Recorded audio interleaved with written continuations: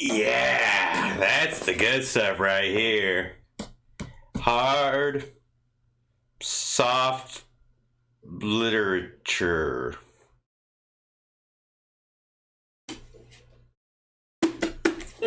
Yeah. I mean, sort of, kind of. I tell you what, I'll check it out. You know, I'm not normally one to destroy books, but I'm just kind of big for it. Hiya, folks. Fruit and Doggy here to do another book discussion. And this time I'm covering True Tales of the Unknown Beyond Reality. And it is compiled and edited by Sharon Jarvis. But then the actual works are submitted by other authors. And this book was originally published, the first edition looks like it was published 1988. This one looks like it was actually, this printing seems to be from 91. And this book is about 220 pages long. And what it is a compilation of 14 stories of the kind of supernatural occult flair.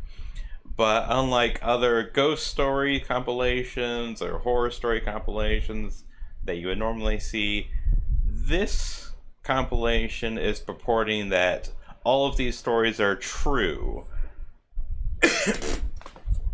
That they're all involving ordinary people encountering things from beyond the grave, things that go beyond normal human understanding. Alien abductions and interactions, a sort of Loch Ness monster style was one of them. Nothing like werewolves or vampires, but a couple of spirits, perhaps some demons, people with psychic abilities. That was the range and the style of stories that were covered here. And again, I don't think I've really hidden this, that I'm dubious or skeptical about these sorts of matters, but I can't say that they really put a strong foot forward on this one. What the editor acknowledges, or at least mentions, I guess it's really an acknowledgement, but what they mention is that many of the people who submitted stories in this compilation have submitted them before. Many of them who are in some way serving on paranormal boards and different organizations and groups. And what a lot of the precursor statements, the little introduction to the stories, what they say is that, well, the names have been changed, you know, to respect people's privacy.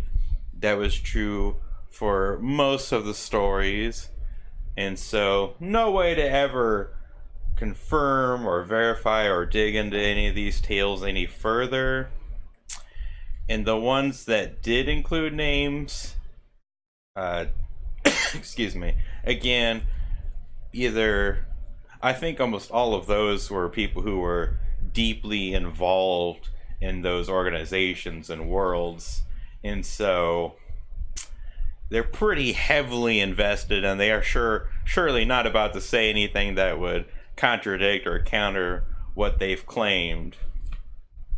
Certainly not willing to concede any ground that perhaps there was an alternative, completely normal explanation without having to rely on spirits or some other explanation.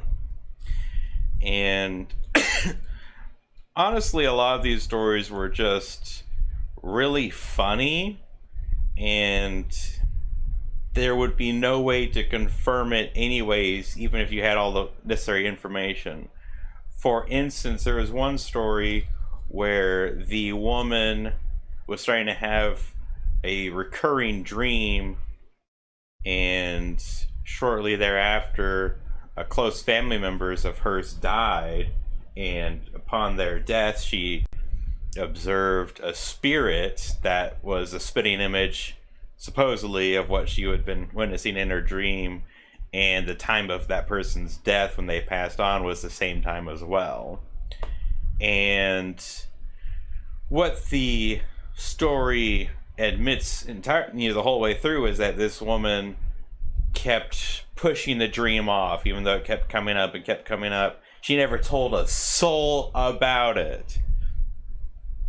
And so there would be no outside confirmation. There'd be nobody who could confirm, even somebody who would be a close family member who you would be perhaps dubious or suspicious about.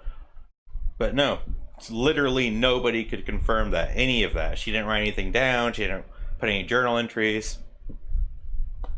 Didn't share anything with a neighbor. No confessions. So how would you ever prove what you're claiming? You couldn't. And another story like that was written by one person, Professor Snyder, who submitted 2 stories, or at least was a main, I'll call it protagonist. These stories don't really fall into a classic story narrative with a protagonist, antagonist, so on and so forth. But he was the main character that was involved in the situation. And in one case, a similar issue came up where, I had a discussion with this individual in a public setting, but we were far removed from everybody else, so there's nobody who would be able to confirm my account. And I should clarify that the story was called, where is it? Who Was Charlie? And in essence, what happens is that he speaks to a scared individual from the military who tells him about a theoretical military base that's somewhat bizarre, that had some strange events going on, and he was starting to get really nervous and paranoid. And he came to him because he didn't know who else to go to. And this professor was known for teaching about the occult and at university. But again, as they were in the public occasion, there was nobody who was there with them directly. There was nobody observing. There was nobody who could confirm that he had this conversation, that he had this meeting with this individual. That's the sheer essence of it, is that nobody can confirm that this conversation ever took place. And then he was supposedly given name, phone number, address, and all these other things to look into to follow up with this gentleman, but he never heard from him again. He checked all those different points of contact, and they were all invalid, and the people that he was speaking to at those locations flat out denied that any person by that name had ever come there. And there's no way to verify any of that. All it would have really taken for him to make that all up would be for him to look up through different public records, military bases, and look for just some anomalies, some bizarre or strange aspects, and then basically work the story backwards, where it's like, okay, I found this military base, it's a little bit sketchy or a little bit strange or a little bit odd, and then, well, the reason I looked into that is because several days ago this event happened, and that's what inspired me to do it. It's like, oh sure, of course that's what happened. So just all throughout the book, you'll just read stories that sound like complete fabrications, that don't have any definitive evidence, that have no way to confirm or deny anything that took place. One of the stories was actually about a Halloween party that took place at the infamous Amityville house, but that was basically an attempt to debunk the events and accounts that transpired there. So kind of a misnomer or a strange occurrence in the book, but that's the only one that seemed at all grounded. And even then, the people who were looking into it were lock stock part of that world, part of those organizations.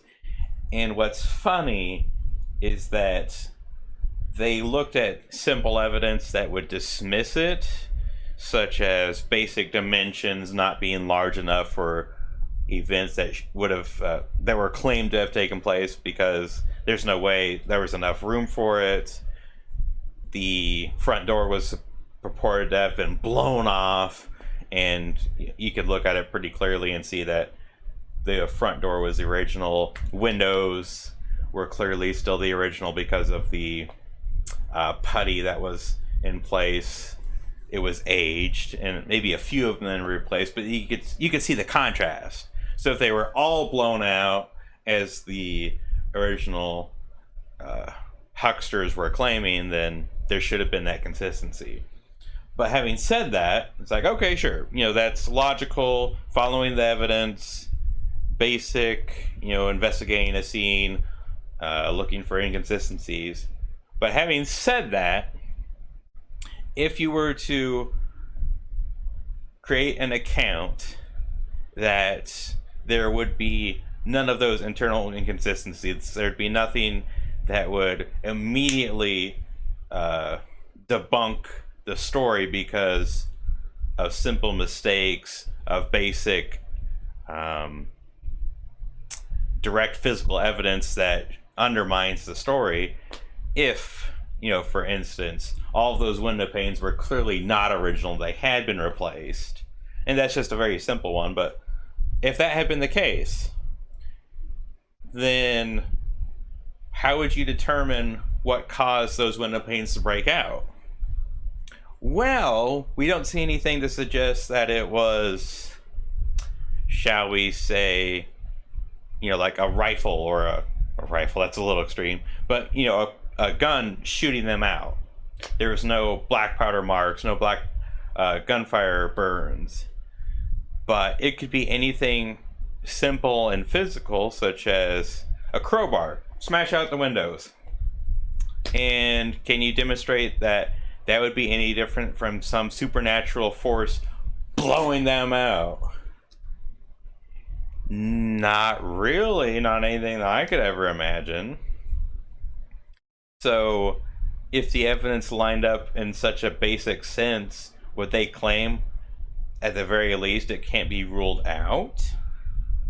I have no idea, but that seems a very thin and flimsy tie to base supernatural events happening. Is, well, there's nothing to contradict or show that it's impossible, so sure, it could have been.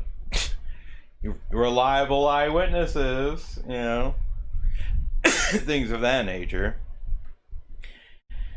Trying to think. I thought there was one other. I've got one exactly in mind that I was thinking of.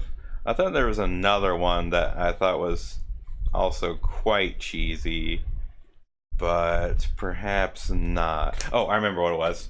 Just as I said, it's not.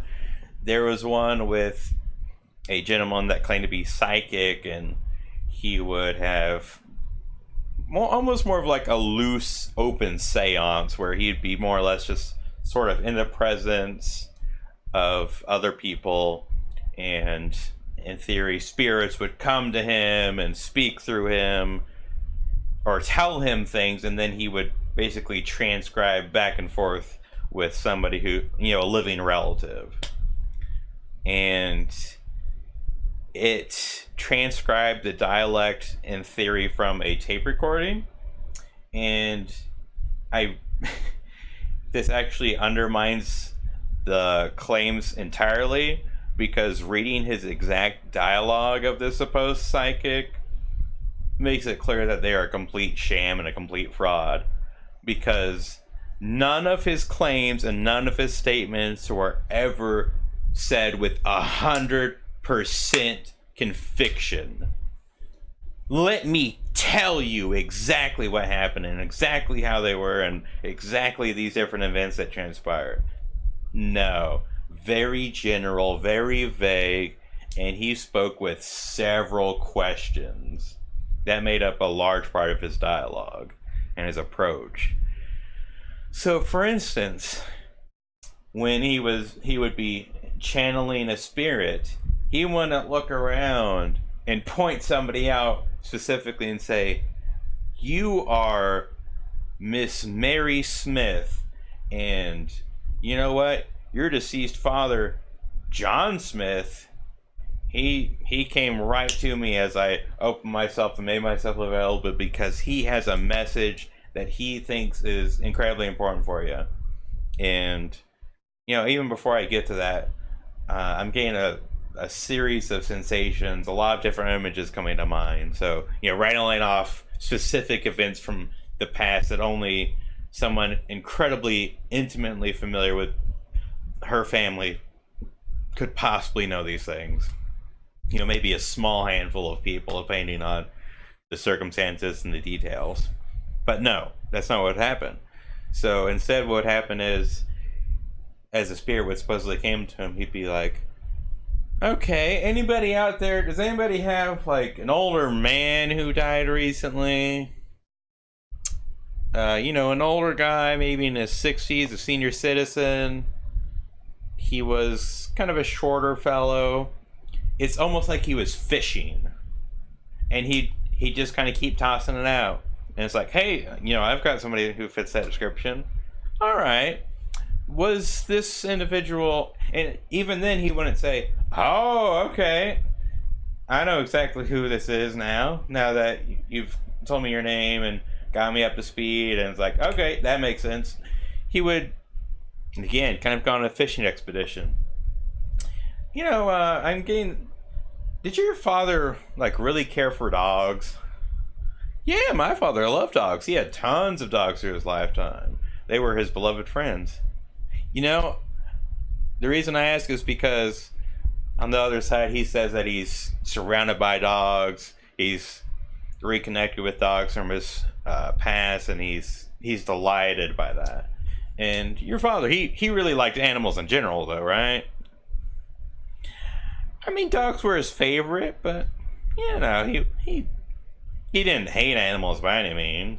Maybe the occasional bee, wasp, or fly, but he loved animals.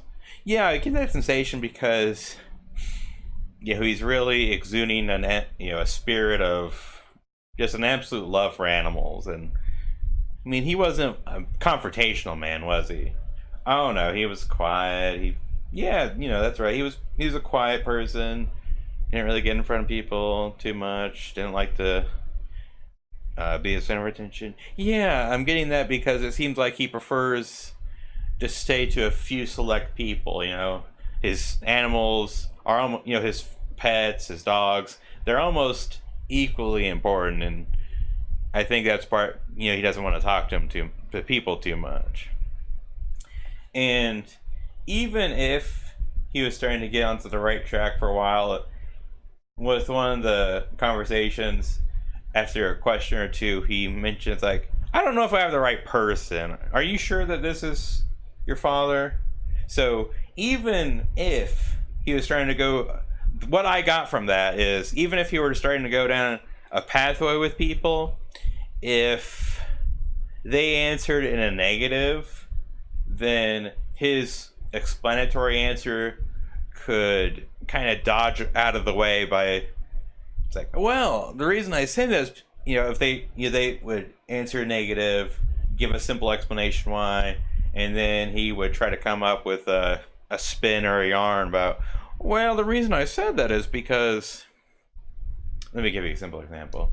It's like, was your father a little heavy on drinking? It's like, oh no, my father never touched a drop of alcohol. And it's like, oh, well, the reason I said is because he seemed like he was a very boisterous man who really exuded a lot of energy, and it just seemed that he might have been buoyed by alcohol. And I'm making that up completely. That might be a terrible example, but I just got the impression that he would spin things, and if the person was really declining and really not responding, then he would say, it's like, okay, I clearly have the wrong person. And then he would probably, in all likelihood, not return to that individual at any point. It's like, oh, I think that might be me. It's like, no, I don't think this is you. I don't get the impression that you're the right person here. Because with people who are hucksters and snake oil salesmen, what those sorts of abilities and talents tend to really be good at is reading people.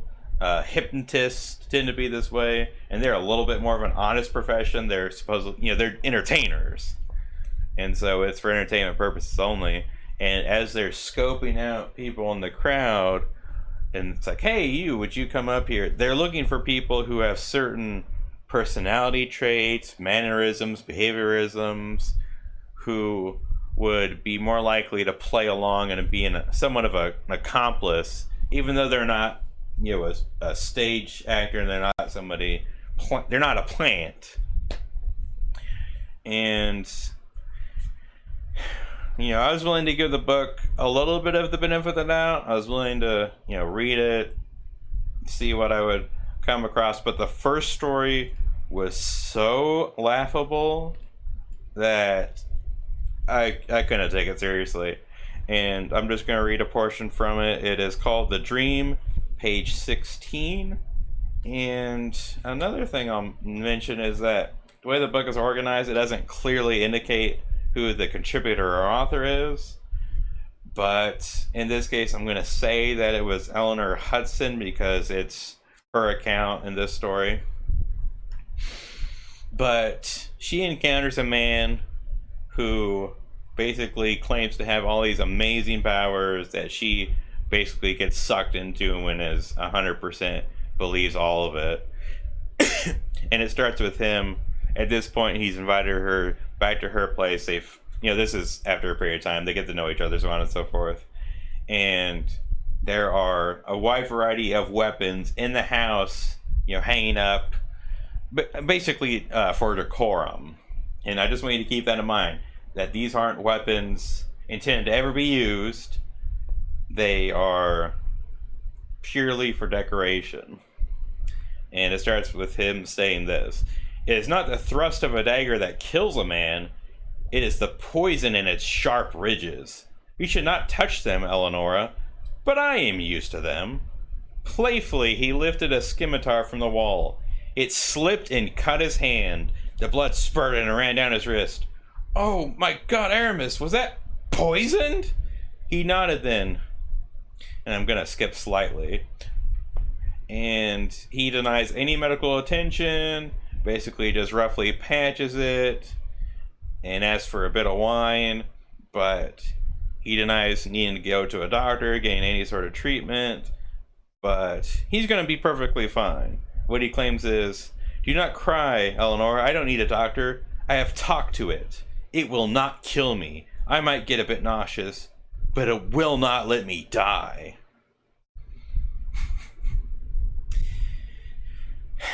And then, theoretically, in a short period of time, when she comes back to check on him, and he's, survived the incident, he only has let me see if I can see the exact description. Nope, too far. There was not a trace of a cut, just a very faint white line. And that was just such a great example of how hokey and stupid this story was, because first of all, he claims that being stabbed, that doesn't kill anybody. Nobody gets stabbed to death. No. It's poison. It's always the poison somewhere on the blade that kills people. And all these different weapons and blades in the house that are surely for decoration, yep, they're all completely poisonous. If you mishandle them at all, you'll die. And what does this buffoon do? I'm used to handling these things. I'm an expert. Let me show you. Even though in theory, not only would this be dangerous for me to mess around with, but with you here, yeah, that'd be bad for you too. But oh my gosh, what in the world happened? It just got out of my hand. I don't know how. Oh boy, I sure am smart, aren't I?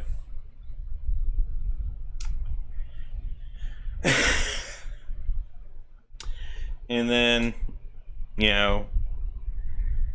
he comes out of it just perfectly fine, with of course never actually demonstrating that the blade was poisoned in the first place, only claiming it was, which would be one of the daftest things you could ever do, is having razor sharp poison blades hanging out in the open.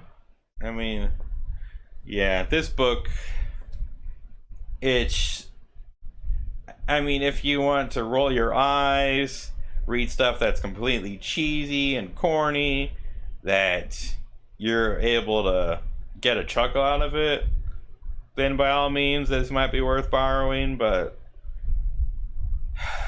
boy, it was just plain stupid otherwise, so I'd chuck it in the fire. This is a burn it. And you know what the one of the stories claimed is that various situations things would hover off the ground, you know, sometimes as low as 2 inches. Oh man, look at this, hovering 2 inches off. Ooh, the occult is taking place. Oh, so you know, folks, if you don't look too closely, if I obscure the video the right way, this book might look like it's hovering all around and doing mystical, amazing things. But yeah, you know, who knows? If you take these burn it ideas literally, if you try to toss a copy of this in the fire, you know, who knows what sort of crazy things might happen, folks. You know, I'm going to put this warning out there as a disclaimer. I don't want anybody getting hurt because I tell them to burn a cursed book or a mystical book, so be careful, folks. But anyways, have a good one.